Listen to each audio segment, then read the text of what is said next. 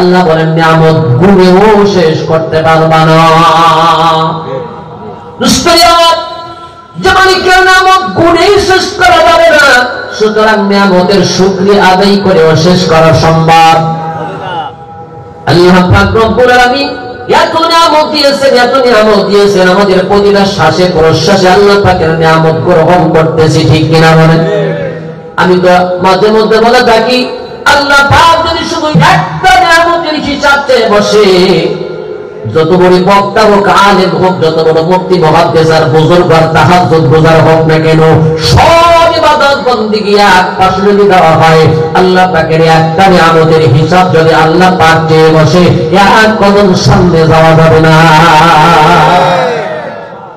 এক একটা শ্বাস নিঃশ্বাসই আল্লাহ পাক আমাদের কাছে একবার আলহামদুলিল্লাহ পাও না, একবার নিঃশ্বাস গ্রহণ করতেছি, বাতাস নিতেছি, একবার আলহামদুলিল্লাহ পাও না। আপনাদের মনে হচ্ছে, ভাবে মনে হচ্ছে নিঃশ্বাস আর অক্সিজেনের কোনো দাম নাই। আছে? হাসপাতালে যাইয়া দেখেন দাম আছে না নাই। 1 কেজি অক্সিজেনের দাম নরমালে 1000, আর করোনার সময় তো যার কাছে জানিয়ে পারছে কি, কারণ বাংলাদেশ বিশ্ব চ্যাম্পিয়ন হয়েছে দুর্নীতিতে। আল্লাহ পাক কিছুটা হইলেও হেফাজত করছে, আলহামদুলিল্লাহ। খাতি খাতি সাক্তি সাক্তি রাস্তার সিমেন্ট বালিও খাইয়ে ফেলাই, পায়খানা খাইয়ে ফেলে আর সিমেন্ট বালি। এই যে ফরিদপুরে একজনে গেছি, খুঁজে আমাকে দেখ নেতা 3টে পাইকার খাইয়ে ফেলেছে। মানে বাথরুম ইউনিয়নের জন্য সরকার বাজেট দিয়েছে 3টে ডেলেই বেরিয়ে দিয়েছে, তাই আমাকে নেতা পাইকারে খাইয়ে ফেলেছে। স্তরে আমার 1 কেজি অক্সিজেনের মূল্য সর্বনিম্ন 1000। 16 কেজি অক্সিজেন প্রতিদিন গ্রহণ করি। 1 কেজির দাম যদি 1000 হয়, সর্বনিম্ন 16 কেজির দাম 16000। 1 মাসে একটা মানুষ 30 লক্ষ টাকার শুধু অক্সিজেন বাতাস গ্রহণ করে, আলহামদুলিল্লাহ বলেন।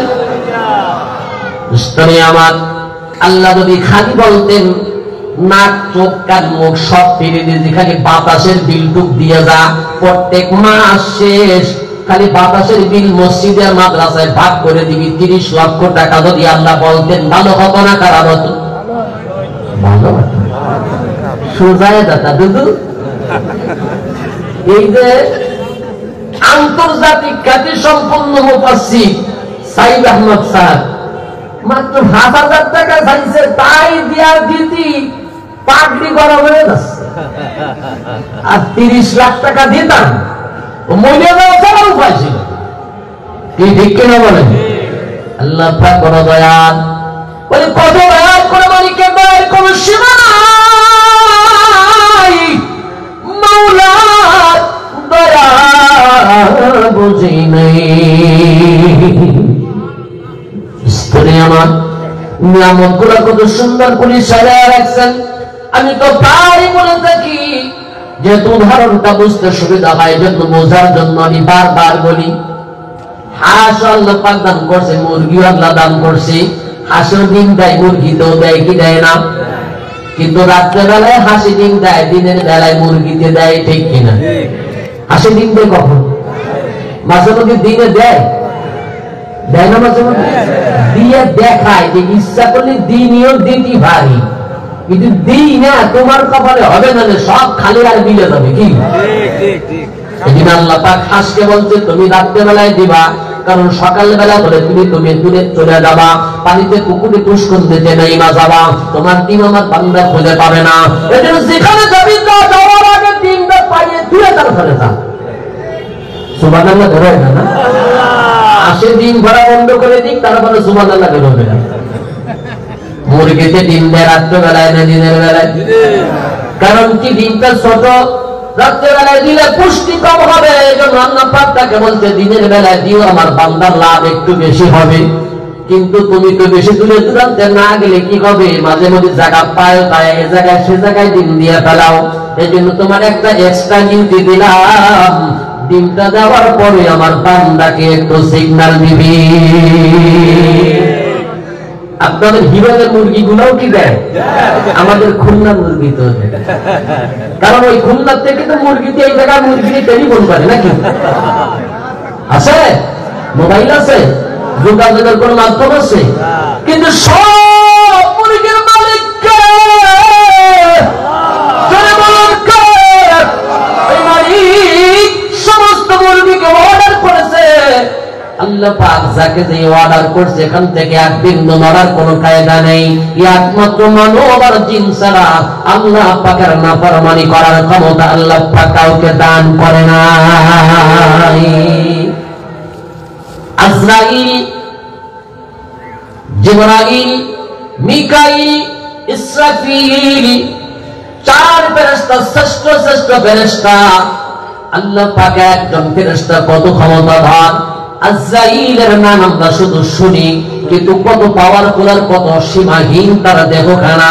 এক বর্ণনে আসছে গোটা পৃথিবীর সব পানি যদি রে মালাকুল মউত আজরাইলের মাথার উপরে ঢেলে দেওয়া হয়, সমস্ত পানি মাথা থেকে কান পর্যন্ত পৌঁছাবার আগে শুকায়া যাবে। কিন্তু নাফরমানি করার ক্ষমতা তার নাই। একমাত্র মানব জাতি। আল্লাহ পাক আমাদেরকে বলেছেন ইচ্ছা হলে ইচ্ছা হয় না তুমি বাজারের দোকানে যায় বাদাম বাজা খাও, কিছুই দুনিয়ায় বলবো না, কিন্তু আল্লাহ পাক ছাড় দেয়, ছেড়ে দেয় না। ঠিক কিনা বলে? দুনিয়া কত জুলুম করবি রে বান্দা, জুলুমের শেষ আল্লাহ পাক এক পর্যায়ে তোমাকে ধরবে। আল্লাহ পাক ধরে ধরে ধরে না, ধরলে আর পালাবার জায়গা পাওয়া যায় না। আমার অসংখ্য অগণিত নিয়ামত আমরা ভোগ করি, সর্বক্ষণিকারী আল্লাহর নিয়ামত আমরা গ্রহণ করছি। সুতরাং যে মালিক আমাদের সব সময় আমাদেরকে দেখছেন, আমাদেরকে লালন পালন করছেন। দোস্তেরা আমার, তাফসীর হাক্কানির মধ্যে আল্লাহ পাকের একটা নাম রবের তাফসীর করেছেন শামসুল হক ফরিদপুরি রাহমাতুল্লাহি আলাইহি। উনি বলেন রব অর্থ সৃষ্টিকর্তা, রব অর্থ লালন পালন কর্তা, রব এই স্রষ্টা যিনি বান্দার না চাইতেই সব প্রয়োজন মিটায় দেয়, আল্লাহর কাছে চাইতে হয় না।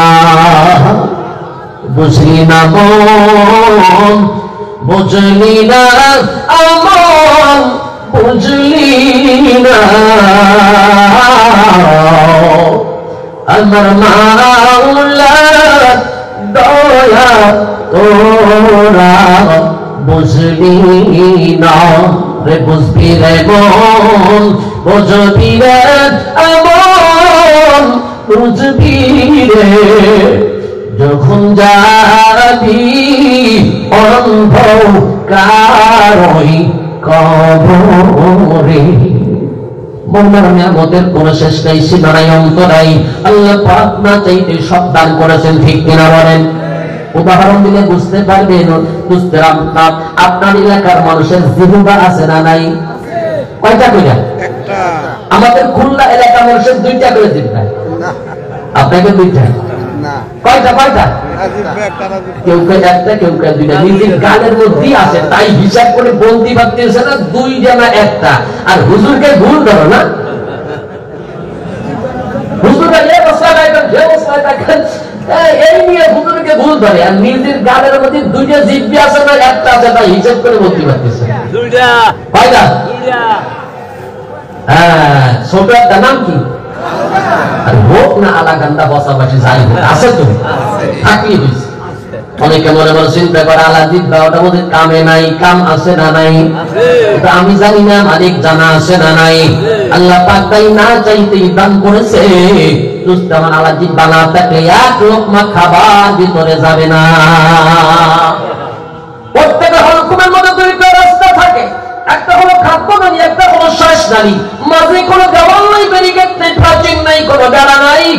কোন কর্মী খাদ্য করে যদি খাদ্য নালীতে না যায়, শ্বাস নালীতে ঢুকে যায়, সঙ্গে সঙ্গে ডেট হয়ে যাবে, মারা যাবে, কোনো সন্দেহ নাই। কিন্তু মালিক বান্দার প্রতি বড় দয়ার। আল্লাহ জিব্বার পরে ফেরেশতা একটা লাগায় রাখছে, ওখানে ডিউটিতে লাগায় রাখছে। খাদ্যগুলিকে খাদ্য নালীতে ঢুকতে দেয়, শ্বাস নালীতে ঢুকতে দেয় না। আল্লাহ পাকের নিয়ামত ছাড়া কদম সামনে চলতে পারবো না রে ভাই। সুতরাং মালিককে ডাকার দরকার আছে না নাই? জোরে বলেন দরকার আছে না নাই? ডাকতেন তো আল্লাহ, মুহাম্মদে ডাকতেন আল্লাহ, আল্লাহ আল্লাহ আল্লাহ আল্লাহ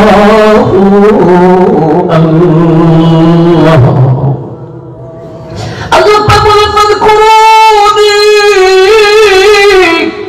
আযকুরুকুম ওয়াশকুরুলি ওয়ালা তাকফুরুন। আল্লাহ পাক বলে বান্দা আমি আল্লাহকে স্মরণ করো, আযকুরুকুম তাহলে তোমারই লাভ, আমি তোমাকে স্মরণ করব। সুবহানাল্লাহ। আশকুরুনি ওয়ালা তাকফুরুন, রে বান্দা আমি আল্লাহ পাকের শুকর করো, ওয়ালা তাকফুরুন, না শুকরিয়া করো না, না শুকরিয়া করো না। আল্লাহ পাক অন্যত্র বলেন লা ইন শাকারতুম লা আযীদান্নাকুম ওয়া লা ইন কাফারতুম ইন্না আযাবি লাশাদীদ। আল্লাহ পাক বলেন আমি আল্লাহ পাকের না শুকরিয়া করো তাহলে জেনে রাখো আমি আল্লাহর আযাব বড় ভয়াবহ। কিন্তু দেন না, আমাদেরকে দেন না কেন? বলে আল্লাহ পাক নবীর খাতিরে দেন না। উম্মতকে আল্লাহ পাক হেফাজত করেছেন আমার বন্ধু আখির জামানের পয়গম্বর সাইয়্যিদুল মুরসালিন খাতামুন নবিয়্যিন আশরাফুল আম্বিয়া ওয়াল মুরসালিন রাহমাতুল লিল আলামিনের খাতিরে। রহমাতুল নবী দোয়া করেছেন তিনটা, আল্লাহ পাকের কাছে দোয়া করেছেন তিনটা, আল্লাহ পাক দোয়া কবুল করেছেন দুইটা। কয়টা দোয়া করছে? কয়টা?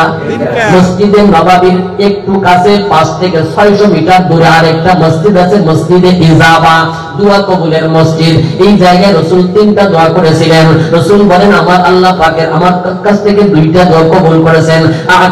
আল্লাহ সাআলতুল্লাহ সালাসান ফাআতানি ইসনাইন ওয়া মানাআনি ওয়াহিদা। রাসূল বলেন আল্লাহর কাছে দোয়া করলাম তিনটা, আল্লাহ পাক কবুল করলেন দুইটা। এক নম্বরে দোয়া করেছেন আল্লাহ আমার উম্মতকে তুমি আসমানি গজব দিয়া ডাইরেক্ট ধ্বংস করে দিও না। আল্লাহ নাবিয়া কয় দুষ্ট, তোমার খাতিরে তোমার দোয়া কবুল করলাম, তোমার উম্মতকে আসমানি গজব দিয়া সব ধ্বংস করে দিব না। মালিক আমার উম্মতকে তুমি বিদাতি কাফের মুশরিকদের হাতে সমূলে ধ্বংস করে দিও না, কিয়ামত পর্যন্ত বলে আমার উম্মত কিছু না কিছু বাঁচায় রাখো। আল্লাহ বলেন ঠিক আছে আমি আল্লাহ পাক কিয়ামত পর্যন্ত তোর উম্মতকে বাঁচায় রাখবো। তোর উম্মত যখন থাকবে না আমি আল্লাহ বললে অনন্তক্ষণ থাকবে, আমি আল্লাহ কিয়ামত কায়েম করব না।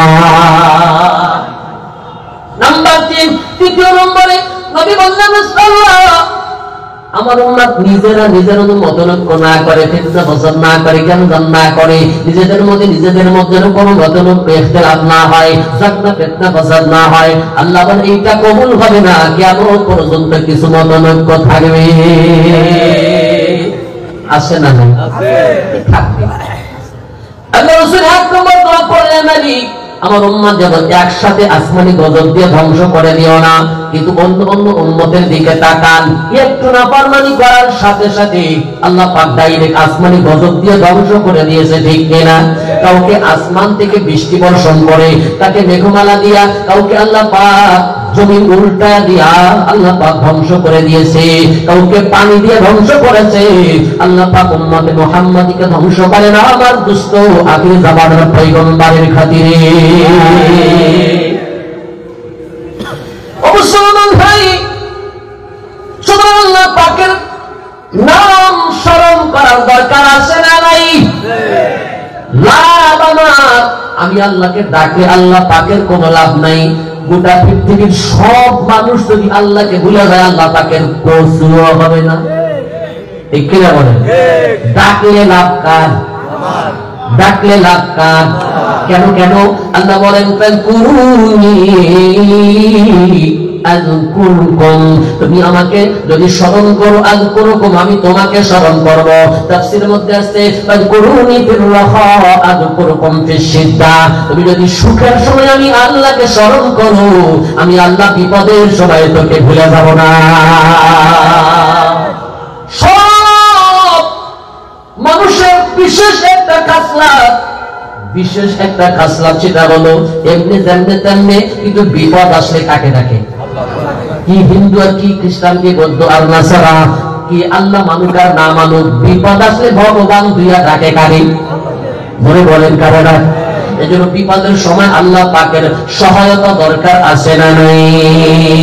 বিশেষ করে আল্লাহ পাক রব্বুল আমিন মৃত্যুর থেকে শুরু করে জান্নাতে যাওয়ার আগ পর্যন্ত যেখানে মালিকের একমাত্র ক্ষমতার পাওয়ার, ওই সময় মালিক যদি আমার আপনার সাহায্যকারী না হয়, ওখান থেকে রেহাই পাওয়ার নাই কোনো উপায়।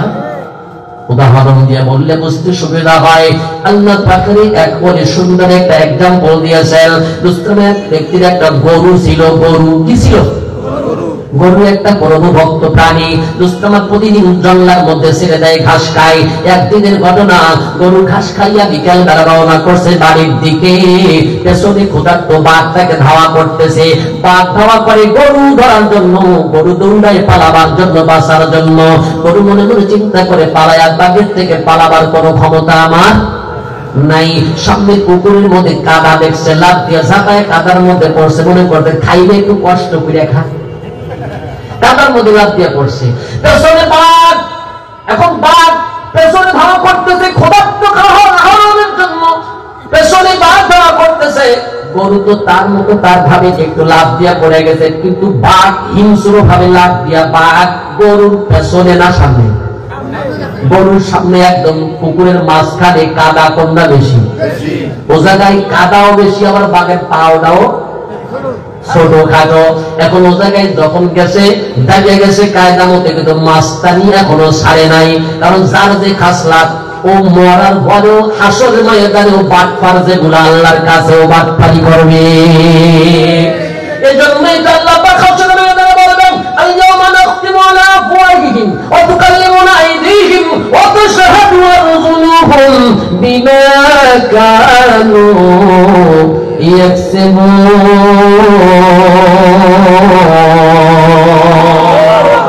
যারা বাটপার দুষ্ট, যারা জালেম, যারা শয়তান বজ্জাত মার্কা, তারা আল্লাহর সামনে গিয়েও বাটপারি ভুলে যাবে না। কবে আল্লাহ তোমার ফেরেশতারা ভুল করছে, সব আকাম আমি একটাও করি না, তোমার ফেরেশতারা লিখে রাখছে।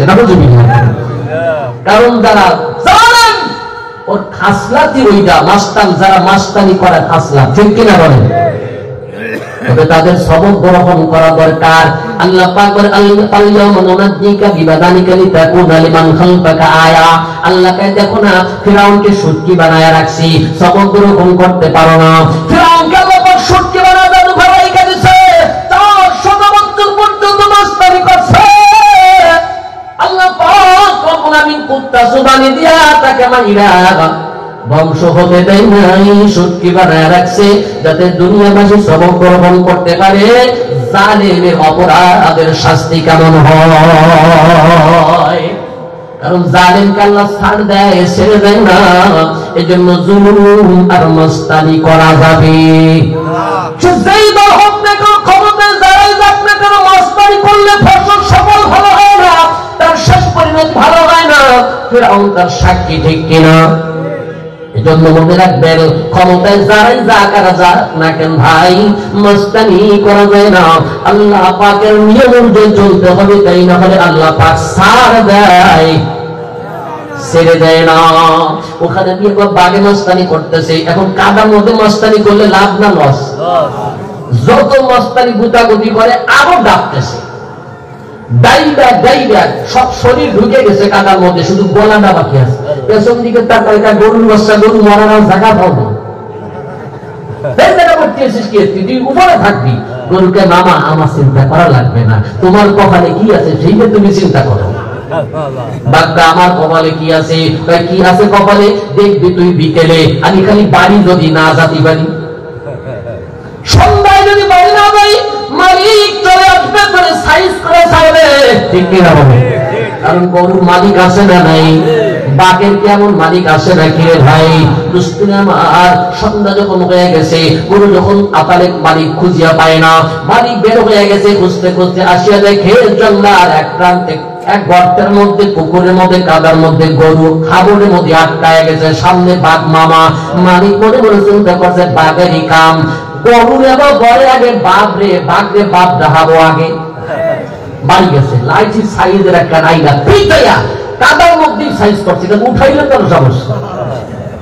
গরুকে সুন্দর করে ধৌত করায় বাড়ি নিয়ে আবার আতালের মধ্যে রাইখা দিয়েছে। গরু মনে মনে চিন্তা করে, যদি মালিক না থাকতো রে, আমাকে আজকে কাদার মধ্যে মরা ছাড়াও ভয় ছিল না। আসলের কঠিন ময়দান যদি কায়ম হবে রে ভাই, জাহান্নামের গর্ত থেকে মালিক যদি না ওঠায়, গুনাহগার নাজাতের কোনো উপায় নাই। তাই মালিককে সুখের সময় দেখার দরকার আছে না নাই? আল্লাহ বলেন, কুনি আযকুরকুম ওয়াশকুরুলি ওয়ালা তাকফুরুন। আল্লাহ পাক বলে, আমি আল্লাহকে স্মরণ করো, আযকুরকুম, তোমাকে আমি আল্লাহ স্মরণ করব। তুমি সুখের সময় স্মরণ করলে আল্লাহ পাক বিপদের সময় স্মরণ করবে। এখন কথা হলো, আল্লাহ পাককে কেমনে স্মরণ করব? খালি সুবহানাল্লাহ, আলহামদুলিল্লাহ, আল্লাহু আকবার, এটাই কি শুধুমাত্র জিকির নাকি আরো জিকির আছে? কি আরেকটা জিকির আছে? কি এটা নাকি? আচ্ছা, কি কুত্তা তারা কি কুত্তা জিকির করছে না? কুত্তা দাঁড়িয়েছে, কুত্তা যদি সামনে থাকবে নাকি ভাববে এই কোন জিকির রে ভাই? কত জিকির আছে রে ভাই, এটার নাম জিকির না। জিকির কাকে বলে? এক কথায় বলে যাই, যেই কথা, যেই কাজে, যেই ভাবে আল্লাহকে স্মরণ করা যায়, তার নাম হলো জিকির। তার নাম কি? সুবহানাল্লাহ, আলহামদুলিল্লাহ, স্পষ্ট করে বলো লা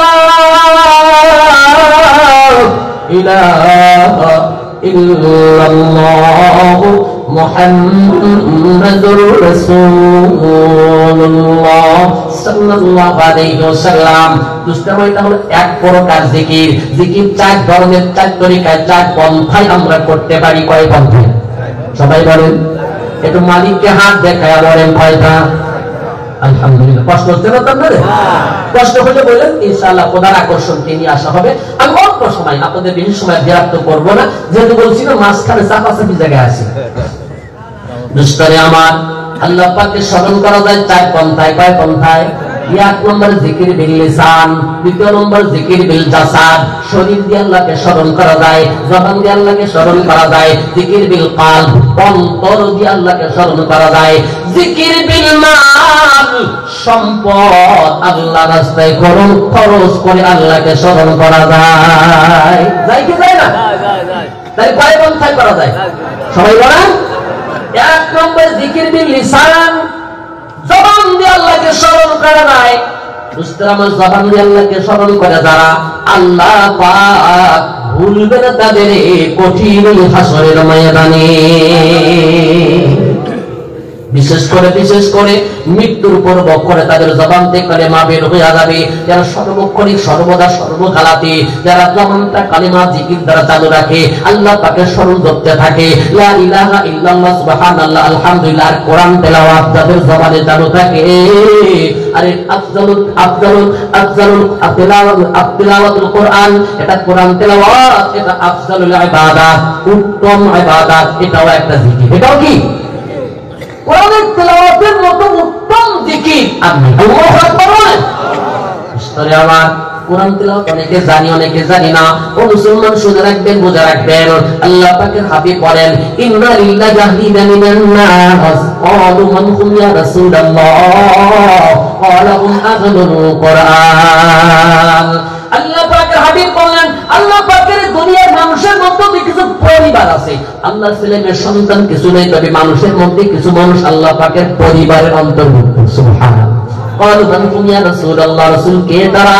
আল্লাহ রাসূল বললেন, হুম আহলুল কোরআন, তারা কোরআনের পরিবার। কোরআনের পরিবার যারা, কোরআন শিক্ষা দেয় যারা, কোরআন শেখে যারা, আর কোরআনের সাথে জুড়ে মিলে ধাক্কা দিয়ে কোরআনকে জায়গায় রাখে যারা, কোরআন জিন্দা করার জন্য মেহনত করে যারা, কোরআনের ওয়ালা তারা, আহলুল কোরআন তারা, আল্লাহর পরিবার তারা।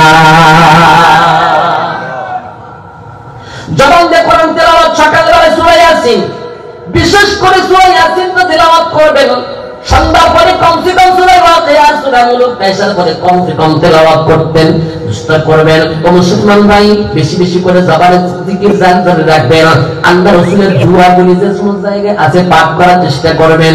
আমাদের মধ্যে একটা রোগ, সেটা মনে করি যে এই জিকির একটু কোনো মতে একটু বিসমিল্লাহ পড়া কি কোনো জিকির হইল নাকি, ধাক্কা না দিলে। মুসলমান, আল্লাহ পাকের রাসূলের সুন্নাত দোয়া যেটা যেখানে আছে ওটা ওইখানে জিকির, ঠিক কি না বলেন? হাত ঢুকায় জামার মধ্যে হাতটা ঢোকাবেন তো বিসমিল্লাহ বলে ঢোকাবেন, জুতার মধ্যে পাউডার ঢোকাবেন তো বিসমিল্লাহ বলে ঢোকাবেন, যখন ঘর থেকে বের হবেন তো বিসমিল্লাহি তাওয়াক্কালতু আলাল্লাহ লা হাওলা ওয়ালা কুওয়াতা ইল্লা বিল্লাহ দোয়াটা পাঠ করে বের হবেন। লাভ কি? লাভটা হইল যদি কোনো ব্যক্তি ঘর থেকে বের হওয়ার সময় বিসমিল্লাহি তাওয়াক্কালতু আলাল্লাহ লা হাওলা ওয়ালা কুওয়াতা ইল্লা বিল্লাহ পাঠ করে যখন বের হয়, আল্লাহ পাকের রাসূল মোতালেব শয়তান তার থেকে দূরে সরে যায়। দূরে যেয়ে বলতে থাকে, ও আল্লাহ বান্দা, আমার থেকে তুই পানাহ পেয়ে গেলি, আশ্রয় পেয়ে গেলি, আল্লাহর হেফাজতে চইলা গেলি, তোর কোনো ক্ষতি করার ক্ষমতা আমি শয়তানের নাই। যখন খানা খাবেন কি বইলা খাবো? দোয়াটা পারলে দোয়াটা পড়বেন, বিসমিল্লাহ ওয়া আলা বারাকাতিল্লাহ। নাও যদি পারেন কমসে কম বিসমিল্লাহ ভুইলা যাবেন না।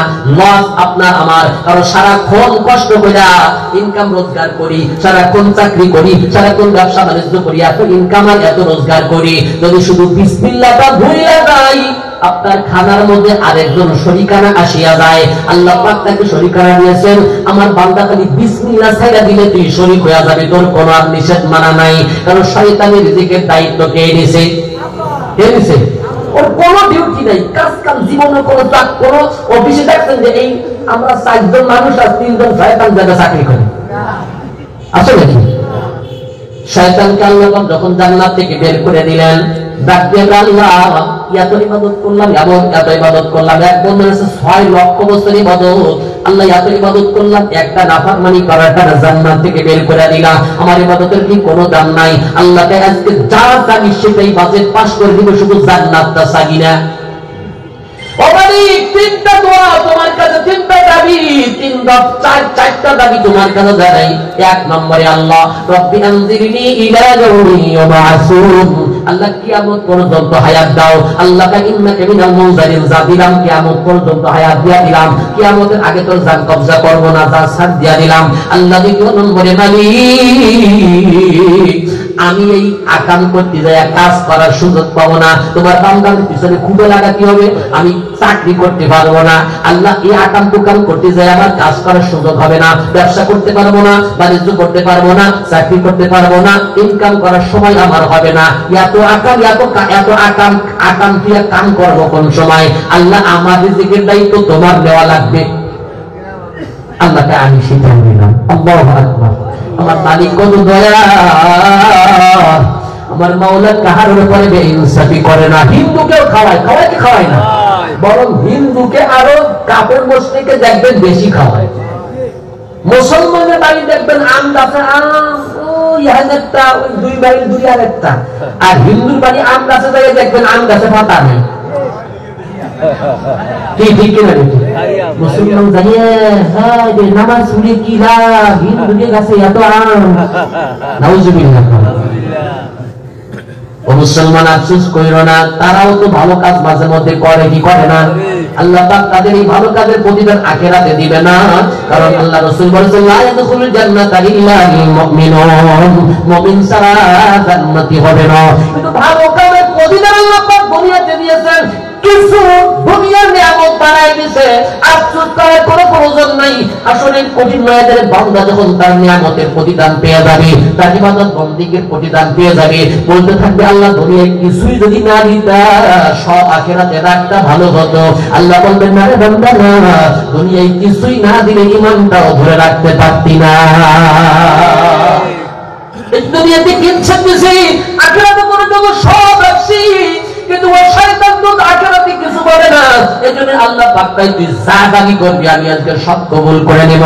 শয়তান কয় আল্লাহ এক নম্বরে আমাকে কিয়ামত পর্যন্ত হায়াত দাও, দুই নম্বরে মালিক তুমি আমাকে রিজিকের দায়িত্ব নাও, তিন নম্বরে মানুষের থেকে আমাকে অদৃশ্য করে দাও, মানুষ যেন আমাকে দেখতে না পারে। আল্লাহকে সেটাও কবুল করে নিলাম। আল্লাহ তৃতীয় চতুর্থ নম্বরে একজন মানুষের শিরা উপশিরা ঢুকে ঢুকে ধোঁকা দিতে পারি যেন মানুষ টের পায় না, এত নুরানি সুরাতে ধোঁকা দেব, একদিকে মাহফিল চলবে আর একদিকে আকামে লাগায় রাখবো যেন বান্দা যেন টের না পায়। আল্লাহকে সে শক্তিও তুলে দিলাম। এবার শয়তান আল্লাহর চ্যালেঞ্জ দেয়, কারণ আল্লাহর চ্যালেঞ্জ, এইবার তাহলে তুমি আমার চ্যালেঞ্জ গ্রহণ করো, এই শক্তি পাওয়ার যদি আমি পাই তোমার সব আদম জাতিকে জাহান্নামে নিয়ে ছাড়বো ইল্লা মাশাআল্লাহ দুই একজন ছাড়া। ও শয়তান কেন নির্বিকার চতুর্মুখী হামলা করবো, ডাইনে বাড়ির সামনে পিছনে চতুর্মুখী হামলা করে সবগুলার জাহান্নামে নিয়ে ছাড়বো। আল্লাহ কয় শয়তান আমি আল্লাহর চ্যালেঞ্জটি গ্রহণ কর, আমার এই বান্দা আমি আল্লাহকে ভুলে যাবে না, তুই তো চতুর্মুখী হামলা করবি, চতুর্মুখী হামলা করবি, আরো দুইটা দিক আমি আল্লাহর জন্য বাকি। আল্লাহু আকবার। যে বান্দা নিচের দিকে সাজদা করবে আমি আল্লাহর কাছে উপর দিকে খালি দিলে তওবা করবে, কোটি কোটি গুনাহ করে পালাবি, সারা জীবন তার বরবাদ করে ফেলাবি, কিন্তু একবার যদি উপর দিকে আমি আল্লাহর কাছে খালি দিলে তওবা করে ক্ষমা চাই, তার কোটি কোটি গুনাহ আমি আল্লাহ এক সেকেন্ডে মাফ করে দিব। এক নম্বরে সিজদা করতে হবে, দুই নম্বরে আল্লাহ পাকের কাছে ক্ষমা চাইতে হবে। এক নম্বরে কি খালি সিজদা, মানে কি নামাজ আদায় করতে হবে খালি শুক্রবারে, ঠিক কি না? আমি মাঝে মধ্যে বলি নামাজের তো অভাব নাই, কিন্তু নিয়মিত নামাজের অভাব, ঠিক কিনা বলেন? আমি তো প্রায় বলে থাকি নামাজি বর্তমানে বাংলাদেশে 5 প্রকার, কয় প্রকার? 1 নম্বর নামাজি আসল নামাজি, সঠিক নামাজি, 5 ওয়াক্তের নামাজি, রেগুলারলি। 2 নম্বর নামাজি রেগুলার পড়ে না, শুক্রবারে ছাড়ে না, সারা সপ্তাহে না গেলি, সপ্তাহে একবার হাজিরা দিলি, তার নাম হলো শুকর আলী। 3 নম্বর রমজান আলী, সারা বছর না গেলি, আবার রমজান মাস হাজির হলি, সুন্দর মতো ইফতারি খাতে গেলি, তার নাম হলো রমজান আলী। 4 নম্বরে ঈদ আলী, রমজানে না গেলি, নতুন কাপড়ে কবরে নামাজে গেলি, তার নাম হলো ঈদ আলী। 5 নম্বরে ভোটের মুসল্লি, জীবনে পশ্চিম দিকে সেজদা দিলি, আবার ভোটের সময় হাজির হলি, তাসবিহ একবার হাতে নিলি, দাঁড়িয়ে দাঁড়িয়ে সেজদা দিলি, মন্দির সামনে বাইরে গেলি, তাসবিহ শুদ্ধ সেবা দিলি, তার নাম হলো ভোটের মুসল্লি। আছে না নাই? আছে মানে কি? গোপালগঞ্জ কাশিয়ালি একবার গেছি, কয় হুজুর আমাদের এক নেতা আসরের নামাজ একই ওয়াক্ত 4 জায়গায় পড়ছে। সুবহানাল্লাহ। ইসলামে আমার 5 ওয়াক্ত নিয়মিত নামাজি হওয়া লাগবে। কয় ওয়াক্ত? 5 ওয়াক্ত নিয়মিত নামাজি যারা জান্নাতি বান্দা যারা, সুবহানাল্লাহ। কিন্তু কিছু যুবক, অনেক যুবক আছে মাশাআল্লাহ মাশাআল্লাহ মাহফিল দেবে কিন্তু নামাজ আসে না। নাই এই যে গতকাল মাহফিল ছিল, এই যে আমাদের মাদ্রাসা শিক্ষক জামিল ভাই, ওনাদের বাড়ির কাছে, ওইখানে আমাদের গাউস ভাই আছে, আপনারা চিনবেন হয়তো, এই যে বেদগ্রামে গাউস, মুফতি গাউসুর রহমান ফয়জি সাহেব। তো গাউস ভাই বলতে যে আমি একবার গুনাহ করার মাহফিলে গেছি, যুবকদের মাহফিল, তো যুবকরা এই সিএনজি চালায়, সিএনজি সমিতির যুবকেরা কাজে সব যুবকরা মাহফিল দিয়া আমাকে লাগাই দিয়া অন্য কাছে সিএনজি চালাতে, আর বলে হুজুর দোয়া কইলেন আমাকে তুমি।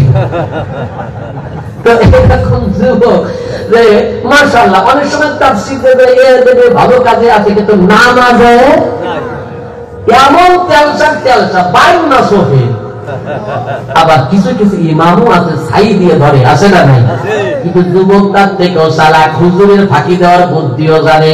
হুজুর কেমনে যাবো মসজিদে, প্যান্ট না পা জামাই, ও হুজুর পেশাব লাগছে, হুজুরকে জামাই লাগলো কি? হুজুর ওই ইন করে পড়ছি তো জামাই দিয়ে কুলুপ করা হয়ে গেছে। এরকম নেককার যুবক আছে না?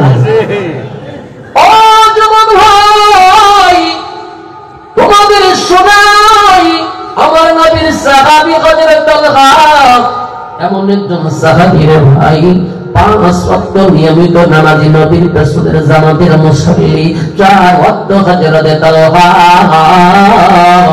5 ওয়াক্ত নামাজ জামাতে পড়ে, কিন্তু ফজরের নামাজে না সালাম ফিরায় বেশি দেরি করতে পারে না।